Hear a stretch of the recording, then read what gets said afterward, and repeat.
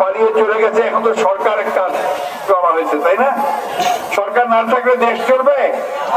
তো সেই সরকারটা কাজ শুরু করেছে, আমরা সবাই মিলে থেকে সমর্থন দিচ্ছি। এই সময়ে আমরা যদি সঠিকভাবে চলতে না পারি, এই সময় যদি আমরা খুব ধৈর্য হারিয়ে ফেলি, এই সময় আমরা যদি এই সরকারকে সমর্থন না দেই,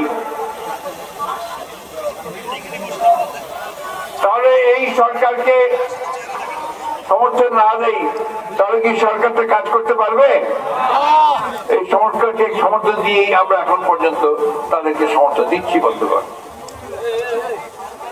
আপনাদের এখানে আসার আগে বারবার আমার মনে হয়েছে যে লাকসাম সেই এলাকা, যে এলাকাতে মানুষ সবচেয়ে বেশি নির্যাতিত হয়েছে আওয়ামী লীগের হাতে, তাই না? আর আপনাদেরকে মন্ত্রী ছিল, মন্ত্রী তাজুল ইসলাম, তাই না? তার অত্যাচারে, তার নির্যাতনে এই এলাকার মানুষ তারা এখানে আসতে পারত না। বাড়ি ঘর ভেঙে দিত, মহিলাদেরকে উপর দিয়ে তুলে নিয়ে যেত এবং ঘরের মধ্যে যা কিছু সঞ্চয় থাকলে সবকিছুকে ভেঙে ফেলে দিত। একটা ত্রাস, একটা রীতিমতো একটা ভয়াবহ একটা ত্রাসের রাজত্ব সৃষ্টি করেছিল, তাই না? সেই তাজুল ইসলাম কোথায় কোথায় বলেন? পালিয়েছে, তাই না? কোথাও পালিয়েছে তাও জানেন না। ওকে আমি ইসরায়েলের ঘর থেকে ঢুকেছে না ভারতে গেছে তাও আমরা জানি না, তাই না?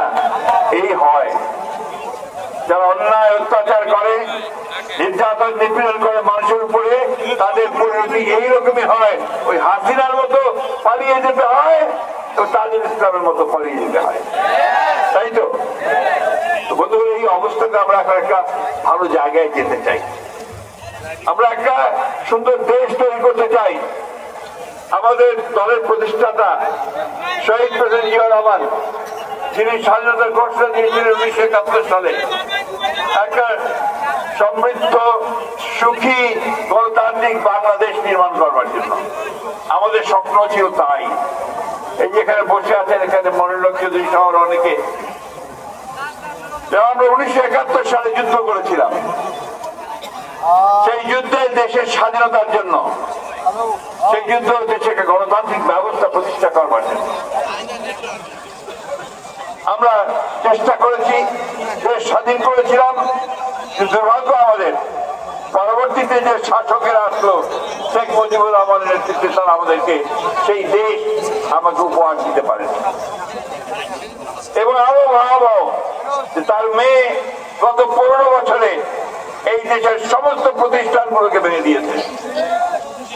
আমাদের পার্লামেন্টকে ধ্বংস করেছে, নির্বাচন ব্যবস্থাকে ধ্বংস করেছে, আমাদের বিচারালয়কে ধ্বংস করেছে, হাইকোর্ট ধ্বংস করেছে, সুপ্রিম কোর্ট ধ্বংস করেছে, আমাদের প্রশাসন তাকেও ধ্বংস করেছে।